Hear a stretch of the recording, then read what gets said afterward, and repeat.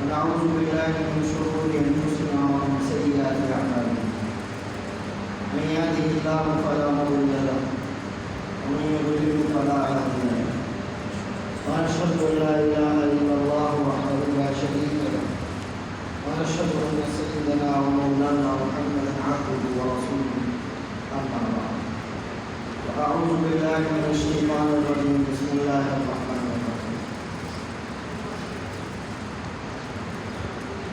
إنما الصدقات للفقراء والمساكين والعاملين عليها والمؤلفة قلوبهم وفي الرقاب والغارمين وفي سبيل الله وابن السبيل صدق الله العظيم. قال النبي صلى الله عليه وسلم اتقوا النار ولو بشق تمرة أو كما قال عليه الصلاة والسلام. آمنت بالله وبآياته درود القرآن. اللهم صل على محمد وعلى آل محمد كما صليت على إبراهيم وعلى آل إبراهيم إنك حميد مجيد. اللهم بارك على محمد وعلى آل محمد كما باركت على إبراهيم وعلى آل إبراهيم إنك حميد مجيد. میرے محترم بھائیو دوستوں اور بزرگوں، اللہ رب الجلال میں بہت بڑا فضل کرم اور احسان ہے. اللہ رب الجلال نے مجھے اور آپ کو اپنے پیارے حبیب حضرت محمد مصطفیٰ صلی اللہ علیہ وسلم کی امت میں پیدا فرمایا.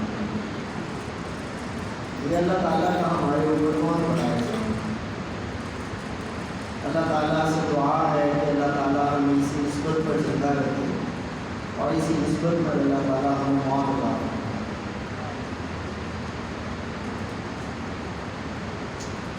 آج ہم نے اپنے عنوان سے ہٹ کے بات کی. ساتھیوں نے کہا کہ کچھ زکوٰۃ صدقات پر بات ہو جائے، ربیع جمعے اعتکاف کے اعتبار سے بات ہو جائے. میں نے کہا کہ چلو اللہ تعالیٰ اس کو بھی اپنی بارگاہ میں قبول فرمائے. سلسلہ بار جو ہمارا سیرت النبی صلی اللہ علیہ وسلم کے بارے موضوعات مجھے ابھی تعلق تک پہنچا ہوا ہے. انشاءاللہ اللہ نے چاہا تو اس کو وہیں سے بانٹنے کی کرے گی انشاءاللہ. میں ابھی خطبے سے پہلے بات کچھ کر رہا تھا کہ بات آتی دل میں دعا سے ہمارے دل مرشد حضرت مفتی محمد حسن صاحب رحمۃ اللہ ان سے آپ کو بھی ملاقات کرنے سے بھی ملیں. ان کی بڑی پیاری عادت ہے، بڑی پیاری عادت ہے کہ وہ جس کو بھی ملتے ہیں تو مل کے اس کو دعائیں دینا شروع کرتے ہیں. ساتھ ہمارے ایک بھائی ملنے میں سراج بھائی السلام علیکم. وعلیکم السلام. اللہ بھائی اپنی بارگاہ میں قبول فرمائے. اللہ تعالیٰ آپ سے راضی ہو جائے. اللہ تعالیٰ وہ دعائیں دیتے ہیں. ایک دعا ہمارے ساتھ بڑی دیتے ہیں اللہ تعالیٰ راضی ہو. بار کو ضمن آگی کہ واقعی اللہ راضی ہو جائے تو نام ہے.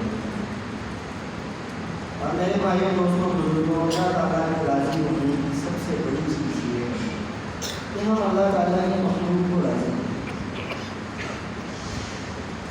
آپ یقین کریں میں اللہ تعالیٰ کے محض فضل و کرم سے اس کے اندر بندے کا اپنا کوئی کمال نہیں ہوتا. اللہ کو بھی طرف کہاں نہیں ہوتا.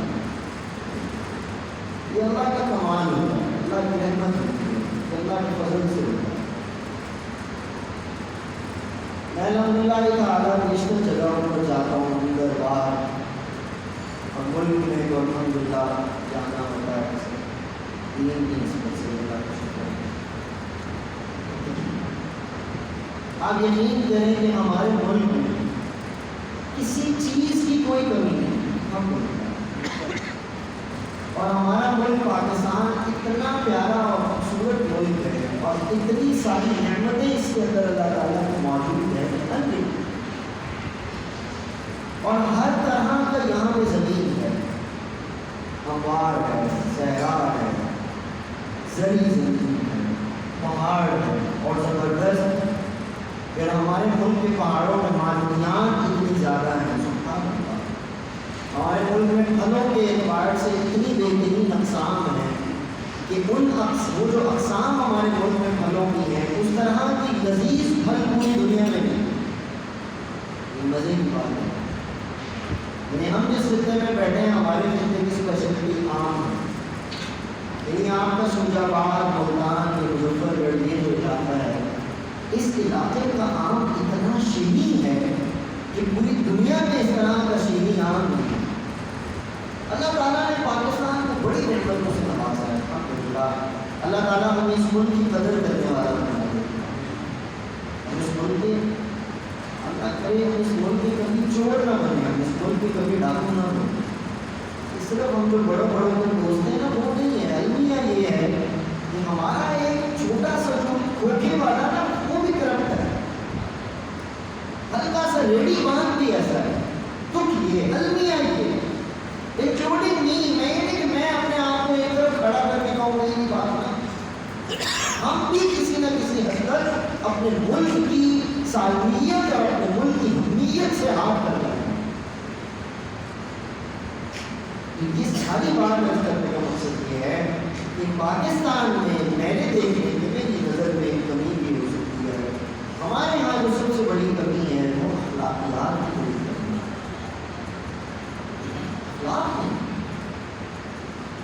اور ان اخلاق کو بنانے کی ضرورت ہے, ان اخلاق میں محنت کرنے کی ضرورت ہے.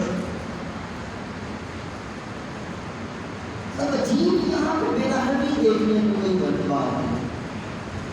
ایک بندہ دوسرے کو کچھ سمجھ ہی نہیں رہا اور وہ دوسرے کو کچھ نہ سمجھ کے اپنے آپ کو بڑی چیز سمجھ رہا ہے. حالانکہ میرے نزدیک جو بندہ کسی دوسرے کو ہلکا سمجھتا ہے در حقیقت وہ خود ہلکا ہے. وہ اس لیے دوسرے کو ہلکا سمجھ رہا ہے. اگر یہ اچھے حسب اور نسب کا ہوتا تو دوسروں کو عزت دیتا. عزت دار آدمی جو ہوتا ہے وہ دوسرے کو عزت دیتا ہے یا دوسرے کو رسوا کرتا ہے؟ بولو عزت دیتا ہے. ایک اچھے مائنڈ سیٹ کا آدمی, براڈ آدمی,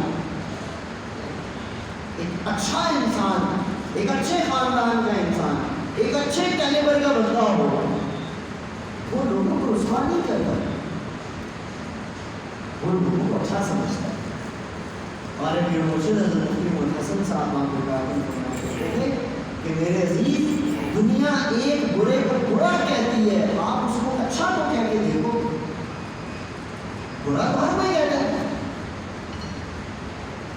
بہاولپور کے بہت اچھے انسان ہیں, ہمارے بڑے اچھے محسن ہیں, بڑے محبت کرتے ہیں. اللہ تعالیٰ ان کی زندگی کو برکت دے. بڑے پیارے انسان ڈاکٹر جاوید اقبال صاحب نام سنا ہوگا, بڑے بہترین آدمی. وہ ایک بڑی بات کہتے ہیں. وہ کہتے ہیں کہ جو لوگ یہ بات کہتے ہیں نا کہ ہم سے غلط بات برداشت نہیں ہوتی, کہ یہ کون سی بڑی بات ہے بھائی, یہ کون سی بڑی بات ہے, یہ کوئی بات ہے؟ وہ بھائی برداشت کرنے کی تو ہے ہی غلط بات. برداشت کرنے کی تو ہے ہی غلط بات. بات تو پتہ نہیں آپ کو سمجھ میں آئے یا نہ آئے, لیکن میں آپ کو سنا دوں.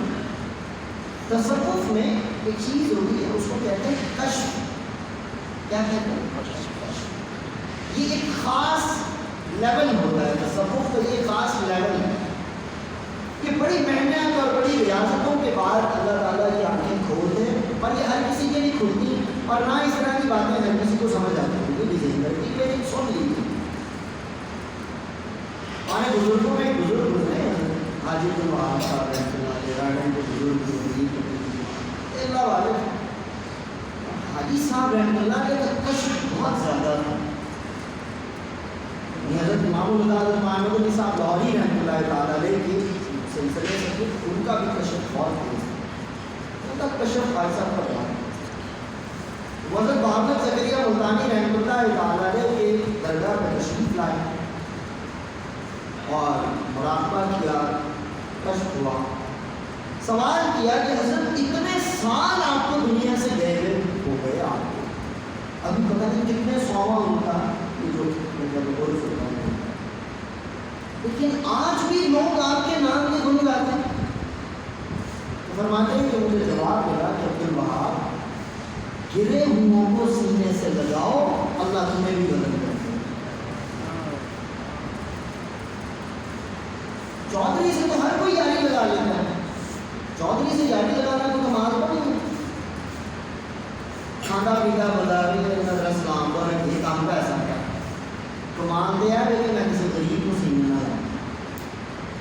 یہ کمال ہے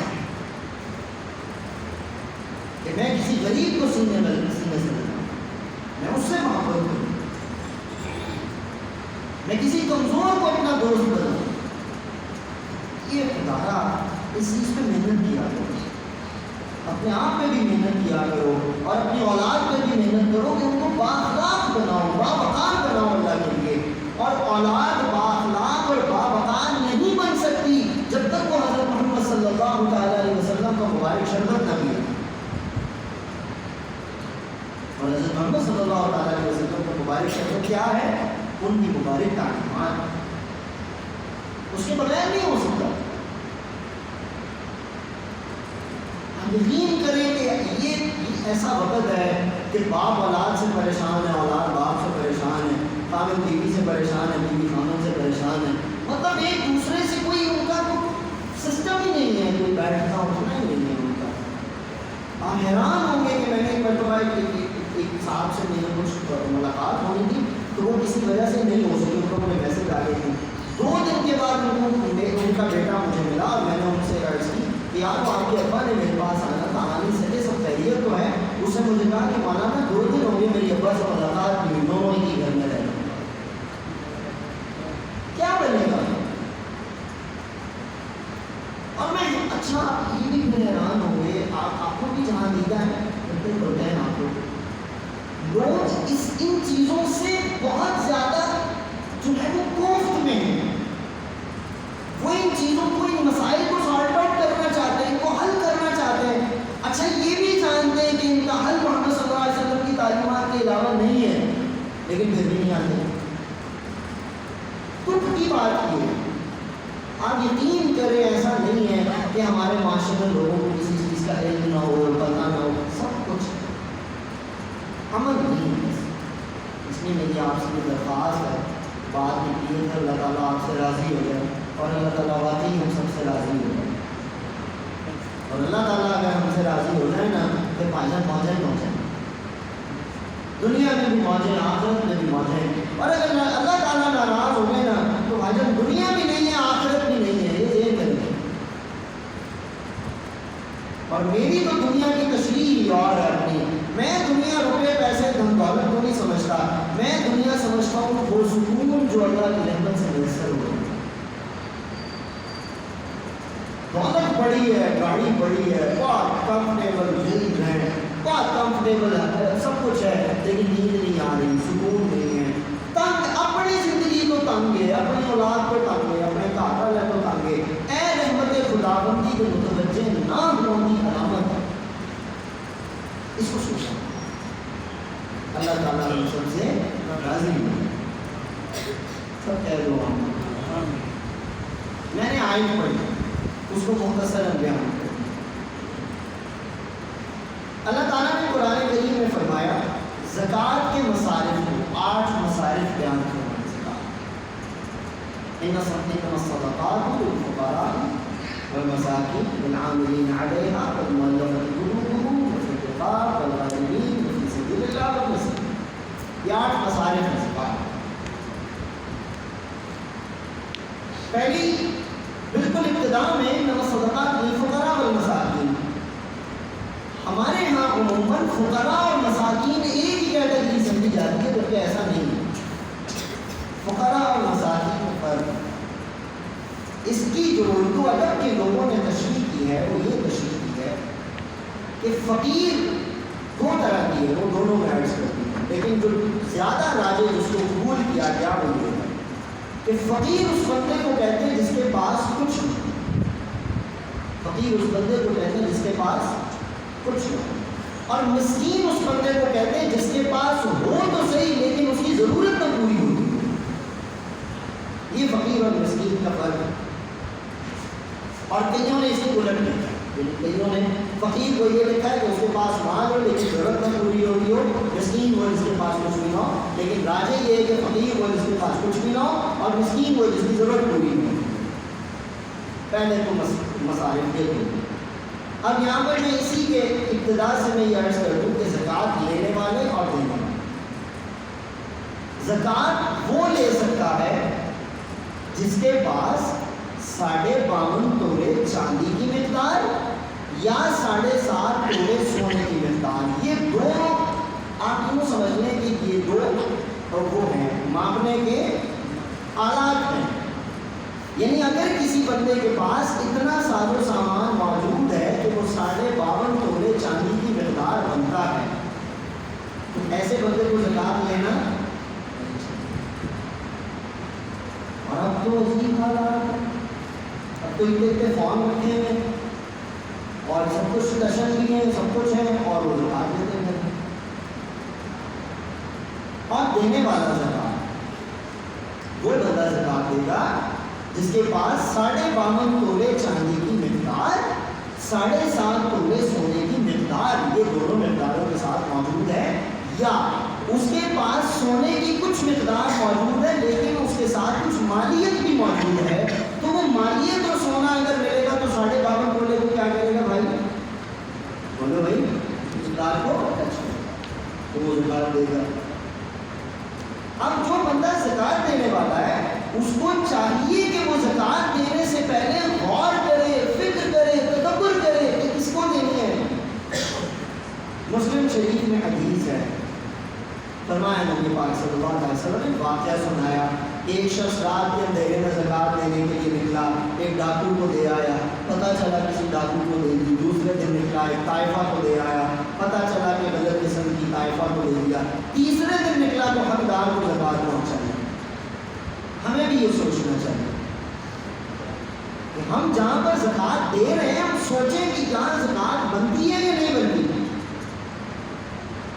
یہ سوچنا زکات دینے والے کے لیے ضروری ہے. اور آج کل ہمارے ہاں بہت سے آپ نے دیکھا ہوگا کہ چیریٹیز بنے ہوئے, ٹرسٹ بنے ہوئے. ہمارے لوگ اپنی زکات کا مالک ان کو بنا دیں, بلکہ آپ ان مصارف کو خود جا کر پہنچ کریں اور وہاں پر خرچ کریں. یہ زکات کا ادا کرنے کا صحیح طریقہ ہے. 8 مصارف میں ابتدا میں نے اس کی بتائی دینے اور دینے والے کی فقراء مساکین کی زکات کے مصارف میں 8 یہ دے سکتے ہیں. انما الصدقات للفقراء والمساکین والعاملین علیہا. تیسرے نمبر اسلامی ملکوں میں ایسا ہوتا ہے, ہمارے ملک میں بھی ہے, آپ نے سنا ہوگا زکات کمیٹیاں بنتی ہیں نا. زکات کمیٹی کا ممبر ہے, زکات کمیٹی کا چیئرمین. زکات عاملین کون لوگ ہونے چاہیے؟ والعاملین علیہا, جو اس کو اکٹھا کرنے والوں کو کون لوگ ہونے چاہیے؟ ان لوگوں کا سب سے پہلے مومن اور دیانتدار ہونا شرط ہے. اگر وہ مومن نہیں ہے اور دیانتدار نہیں ہے تو وہ زکات کو اکٹھا کرنے کے متحمل.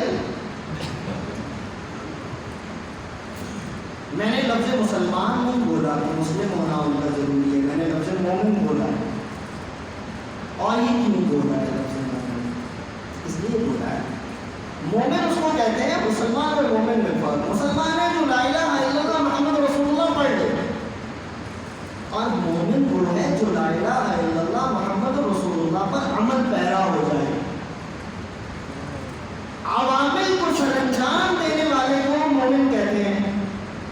اور اگر ایک شخص نماز نہیں پڑھ رہا ہے, روزہ نہیں رکھ رہا ہے, زکات جو اس کے ذمہ واجب ہے وہ ادا نہیں کر رہا ہے, اگر اس کے ذمہ حج ہے وہ نہیں کر رہا ہے, اور مسجد میں نہیں آتا جاتا ہے, تو نبی پاک صلی اللہ علیہ وسلم کا فرمان ہے کہ اس شخص کے ایمان کی گواہی جو اس کو مسجد میں آتا جاتا دیکھو.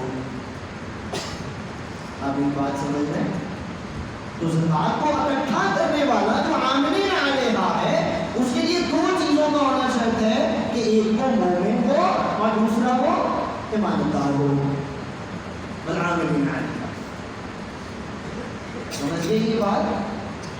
تو اس لیے زکات جو اکٹھا کرنے والا ہو, زکات دینے والے کو چاہیے کہ اس کو بھی دیکھے کہ کیا یہ دین کا پابند ہے. یہ بات یہاں میں ایک سمجھانے کے لیے مثال پیش کر دوں.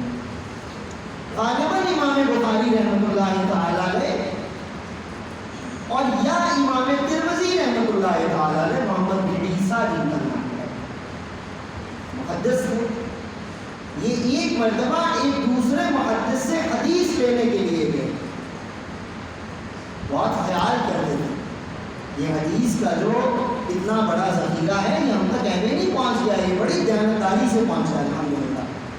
انہوں نے دیکھا، میری طرف دیکھیے گا، انہوں نے دیکھا جس محدث سے وہ حدیث لینے گئے تھے انہوں نے یوں اپنا چلو اٹھایا ہوا تھا اور وہ بکری کو اشارہ کر رہے تھے کہ میری جھولی میں گھاس ہے، مطلب اس کو چلانے کے لیے، لیکن حقیقت میں اس محدث کی جھولی میں گھاس وہ وہیں سے واپس ہوئی، بہت لمبا سفر کر کے گئے۔ کسی نے پوچھا کہ آپ اتنا لمبا سفر کر کے گئے اور آپ نے حدیث کے لیے واپس آ گئے؟ اللہ اکبر۔ انہوں نے فرمایا کہ جو شخص ایک بے زبان کو دھوکہ دے سکتا ہے، کیا وہ نبی عالم علیہ السلام کے فرمان پر دھوکے بازی نہیں کر سکتا؟ کتنا احتیاط ہے۔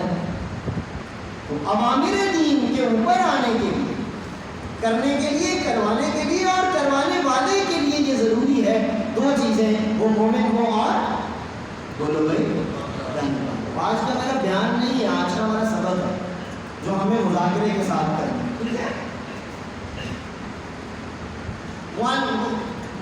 میں نے آپ کو عاملین علیہا بیان کیا، اس کے بعد مؤلفۃ قلوب، وہ لوگ جو نامسلم ہوتے ہیں، کفر سے اسلام میں آتے ہیں، ہندو سے مسلمان ہوئے، کرسچینٹی سے مسلمان ہوئے، یہود سے مسلمان ہوئے، کسی بھی غیر مذہب سے مسلمان ہوتے ہیں، تو ان کی کمیونٹی ان سے کٹ جاتی ہے۔ اب ان کو ضرورت ہوتی ہے کہ ان کی دلجوئی کی جائے، ان کے ساتھ محبت کی جائے، ان کی اعانت کی جائے، ان کی مدد کی جائے۔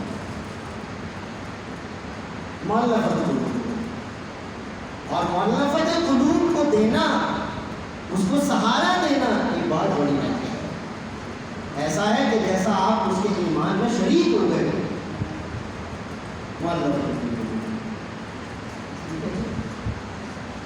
اور وہ پھر رقاب، غلاموں کو آزاد کرنا،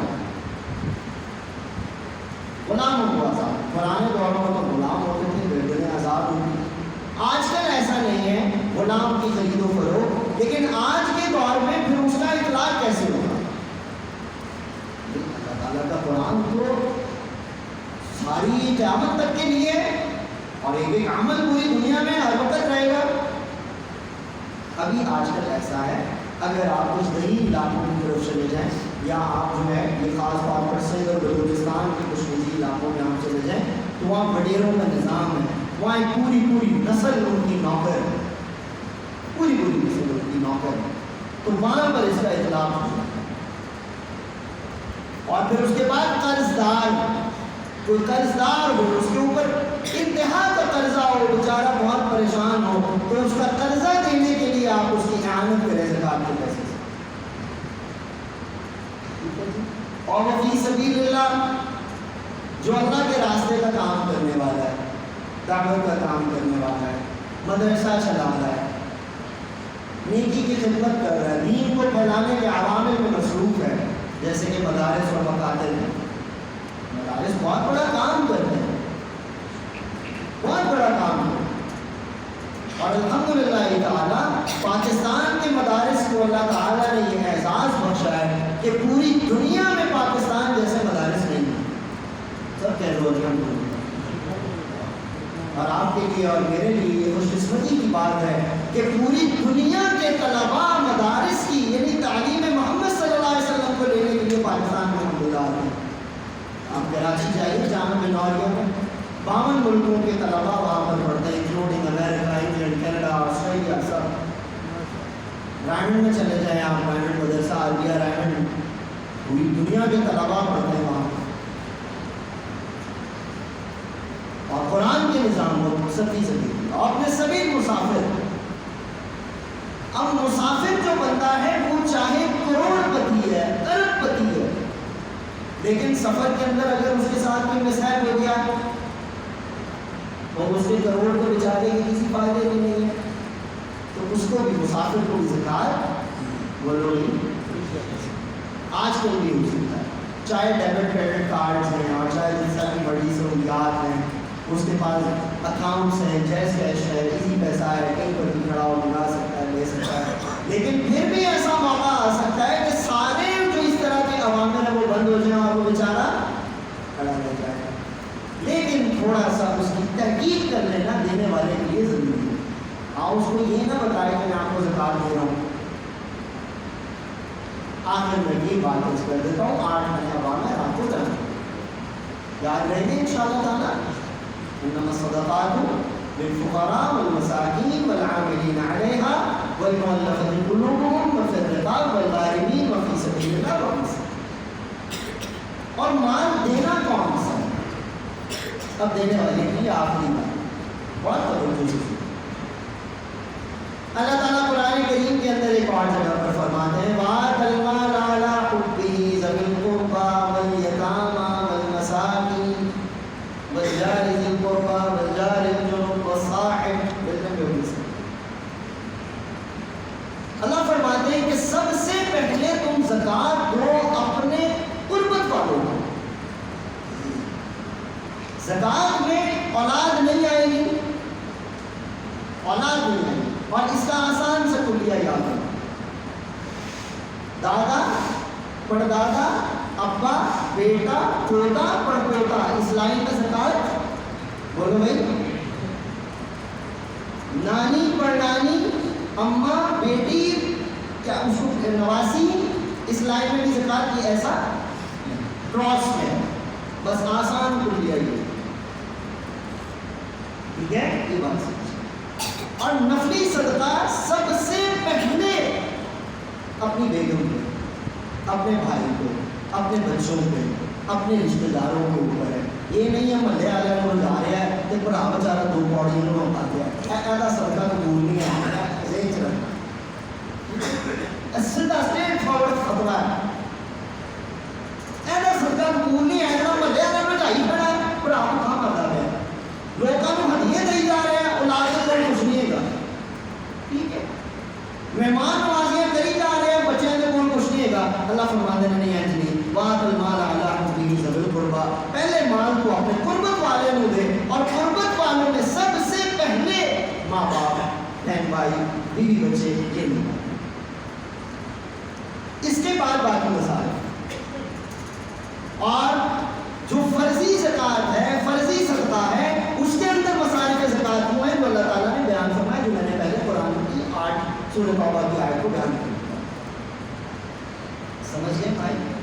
ایک بات یہاں پر آپ کو اپنے استادوں کی عطا کی بھی بتاتا ہوں، مجھے امید ہے آپ کو فائدہ دے گی. میں نے پہلے بھی گھر شریف کو مرتبہ اس کا ذکر کیا.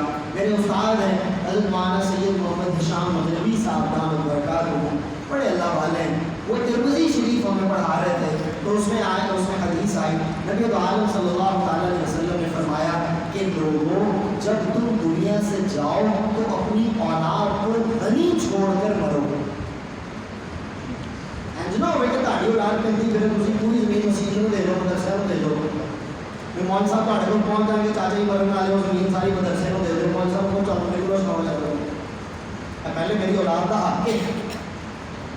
یہ نیکی قبول نہیں ہوگی اگر اولاد کا بھی حق دے گئے. انہوں نے مجھے کلیہ ہمیں کلیہ بتایا طلباء کو میں آپ کو بتاتا ہوں اس میں عمل کریے گا مجھے امید ہے انشاءاللہ فائدہ دے گا. اور نے فرمایا بیٹا آپ میں سے کون کون شخص ہے جو یہ بات چاہتا ہے کہ اس کی اولاد اس کی فرما بردار رہے کبھی نافرمان نہ ہو. کوئی ایسا باپ ہوگا جو یہ چاہے گا کہ میری اولاد میری نافرمان ہو جائے؟ بولو ہی سب چاہتے ہیں نا ہماری اولاد فرما بردار ہو. بڑا پیارا کلیہ فرمایا. اور نے فرمایا کہ آپ نے اپنی اولاد پہ خرچ تو کرنا ہے، خوش ہو کے بھی کرنا ہے، لڑ کے بھی کرنا ہے آپ نے. فرمایا کہ آپ اپنی اولاد کے اوپر جو مال خرچ کرو وہ اللہ کی رضا کے لیے خرچ کرو. کبھی بھی یہ سوچ کے خرچ نہ کرو کہ تم پڑھائے ہو تم نے کرنا کہ انسان ہوتا ہے یہ تم سامنے کرے سے ہو تم سب کو کے لائے ڈگنی میں نہیں امید نہ ہو. اور نے فرمایا کہ اولاد پر اللہ کے لیے خرچ کرو کیونکہ جب کوئی کام اللہ کے لیے کیا جاتا ہے تو اللہ عز و جل اپنے لیے کیا ہوا کام کا بدل کبھی بھی برا نہیں. بڑا پیارا کلیہ اپنائیں گے انشاءاللہ تعالیٰ.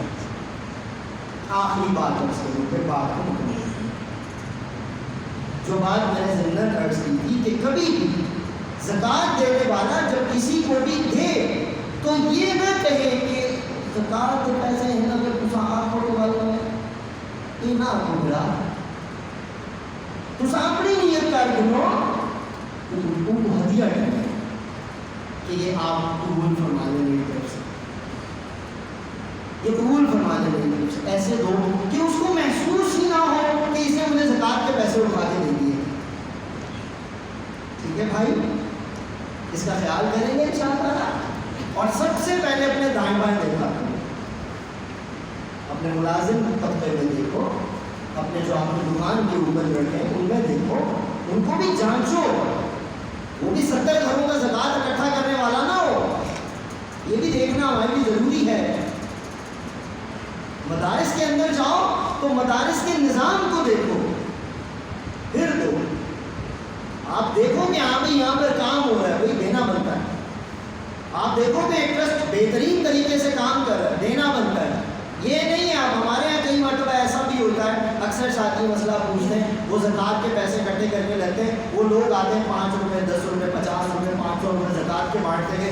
ایسا نہ کرو بھائی، اپنی زکوٰۃ اکٹھی کرو جتنی بھی بنتی ہے، 1 لاکھ 2 لاکھ 3 لاکھ 5 لاکھ کروڑ 5 کروڑ، کسی ایک ایسے بندے کو دو جو ضرورت مند ہو، مستحق ہو، تاکہ ایک مرتبہ میں اس کا اتنا کام ہو جائے کہ اگلی مرتبہ وہ زکوٰۃ دینے والا ہو، نہ کہ لینے والا ہو۔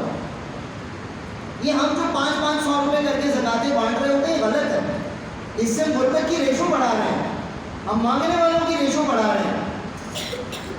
اور اس کا حساب کرو، اس پہ بھی عمل کریں گے انشاءاللہ تعالیٰ۔ اور اسی کے ضمن میں صدقہ فطر بھی کہتا چلوں، کیونکہ آج کا موضوع ہی ہم نے صدقہ رکھا۔ صدقہ فطر دینا ہے 120 روپے اب عمومی ہے گندم، لیکن الحمدللہ